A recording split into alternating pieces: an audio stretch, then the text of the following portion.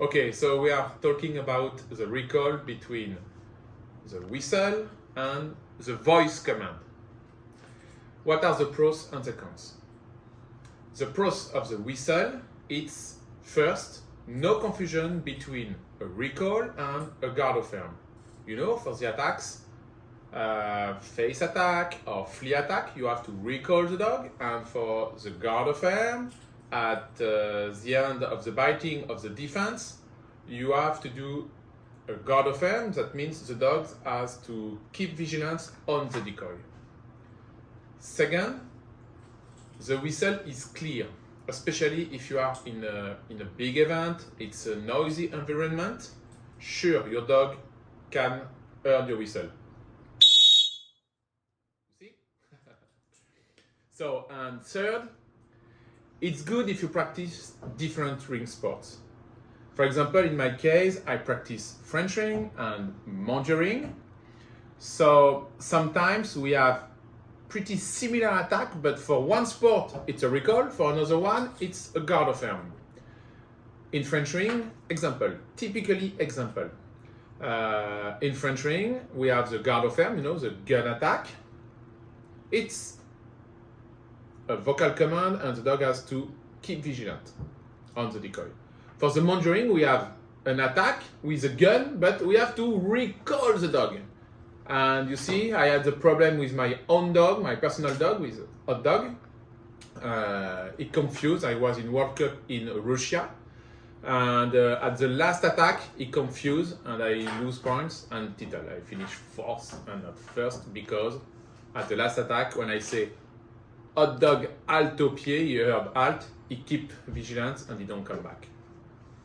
So that's why the whistle, the dog can confuse, and it's really good if you practice different ring sports. Now let's see the cons of the whistle.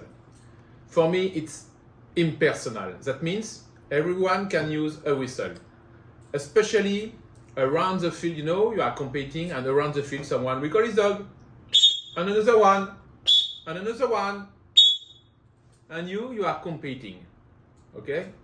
And your dog is working, he heard the whistle, he come back. But it was too early, it was not you, someone else. Allez, maybe not zero, but you lose points because he heard the whistle. So for me, it's the first point, the first cons. Second, it's not easy to use. No, it's easy to use, but it's not easy to use. What he said? It's easy to use, you blow on the whistle. Yeah, it's easy. No, what I mean, it's, you know, you are competing and something happens and you are not ready. Too late. Not easy to use. And the third cons, the whistle is a short command. So you need a good reactivity from your dog to not get an extra bite. You know, the dog is fighting, focus to keep gripping the decoy. So when you use the whistle, he has to listen and react. With a whistle, it's about 2 seconds. With a voice, you can have a longer command. So it's helpful for the dog when you use the voice command than when you use the whistle. Now, let's see the voice versus the whistle. The pros, in first, it's easy to use. Anytime, anywhere, you can talk. And not, where is my whistle? That, it's very, for me, it's a good point. The second, you can have a longer command, what we have said before. Look, an example.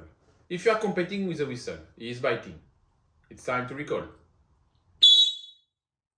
And now, with my dog, hot dog halt au pied!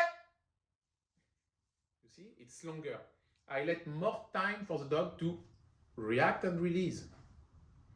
Third point, you can modulate your voice. Hot dog au pied. Hot dog au pied! You can modulate the volume. And it's more personal. That means no one around you have the same voice than you. A whistle is impersonal and a voice is personal. So how I talk to my dog, it's not how you talk to your dog. So he can't earn something from someone else. Now let's see the cons. You need first a good vocal capacity.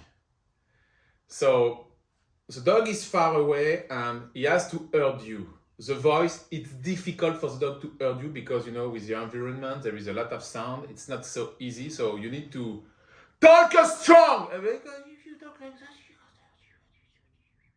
that's why it's a bad cons.